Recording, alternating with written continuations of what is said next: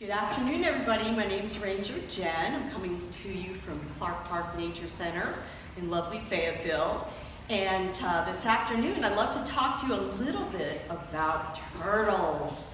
Turtles are extremely interesting animals, and almost everybody is curious about them because they're so different from other animals. If we take a look over here, we'll see a group of skeletons belonging to a lot of different types of vertebrate animals. Those are animals with skeletons. And if we look closely, we can easily pick out the turtle because of the strange box-like extension of the turtle skeleton that it lives in. Turtles also have shoulders that are inside their rib cage, which is really, really strange. And box turtles, like Piggy over here, she can actually, when she's upset, take her arms and pull them inside her shell like this, which, if she were a human, would be equivalent to us taking our arms and sticking them down inside of our rib cage. Her shoulders are actually inside her ribs. So there's a lot of really weird things about turtles. And scientists tell us if we didn't have modern turtles around, here's another one, this is a spotted turtle, we would probably look at the turtles that we find in the fossil record, like this huge Archelon turtle, which is the size of a small car. If we didn't have modern turtles around, we'd probably look at these almost like really weird experiments in nature that were done in the past and that died out because they were so strange and odd. But fortunately, turtles are a very successful group. Some of the earliest turtles started out as creatures that looked a little bit like lizards but had flattish bellies. And the bellies were formed by ribs that flattened out, and these little creatures actually burrowed underground. And having those flat bellies and those flat ribs in the front helped them be better burrowers.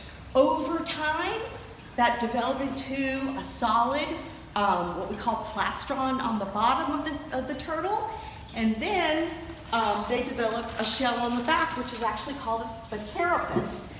So a turtle shell has two parts. There's the plastron here on the bottom, which in this box turtle here, this female box turtle is nice and flat, and then this part of the turtle shell, which is called the carapace. Okay, and by looking at a turtle shell, its carapace and plastron, you can tell a little bit about how it actually lives. And that's what this exhibit is about, called Shell Story. We want to know a little bit about what we can tell about how turtles live by looking at the specific shapes of their shells.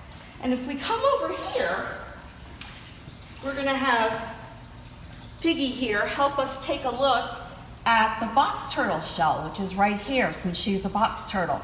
Box turtle shells are very high and domed because box turtles live life on land.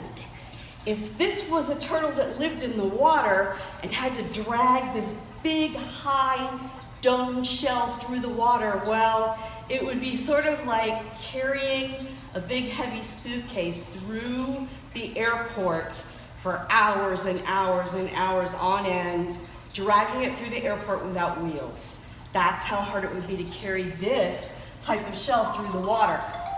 So water turtles have flatter shells. This is an example of the pancake-like shell of a spiny soft-shell turtle. And they actually burrow underneath the sand like some of their ancestors did. They're burrowing turtles. They burrow at the bottom of the rivers and they stick their heads up above water to snag fish. So they have a flat shell. This is an ocean-going turtle. This is a Hawksbill turtle, and it has a line down the middle of its shell, almost like you would see on the bottom of a canoe.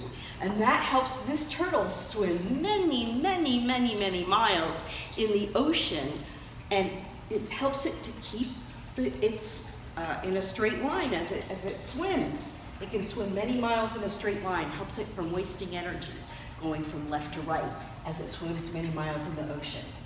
One other really neat thing we'll point out, the last thing we'll point out about the turtle shell is, Peggy's gonna show us this here.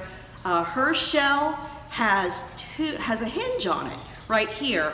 And this is what allows her to put her legs and even her head all the way inside her shell. Other turtles, like this tiny, tiny, tiny little musk turtle, who's so incredibly cute. She's the second smallest type of turtle here in North Carolina. She cannot withdraw completely inside her shell. I don't know if you can tell, but her head and her hands are still a little bit out. And with the spotted turtle, they can just tuck them in just a little bit, but none of them have that hinge on the bottom of the shell like the box turtle for complete withdrawal of their arms and legs. So there's many things you guys can learn by coming here and looking through our shell story exhibit. You'll learn about some other really interesting types of shells, some of which help turtles like the musk turtle be better hunters. And I hope you guys come on down as soon as we're open again to learn all about turtle shells and touch our turtle exhibit.